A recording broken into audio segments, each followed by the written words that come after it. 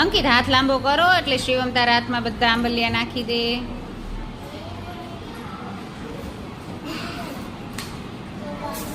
ઓ બાપરે અંકિતભાઈ વેરવાના નહોતા, ધીમેથી મૂકવાના છે.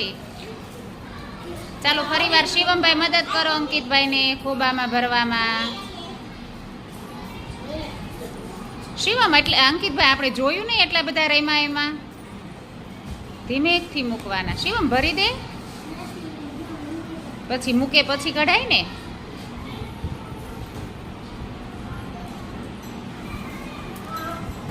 કાંઈ વાંધો નહીં, ભલે એકાદો પડ્યો રે. હા ચાલો અંકિતભાઈ ધીમેથી છોડજો.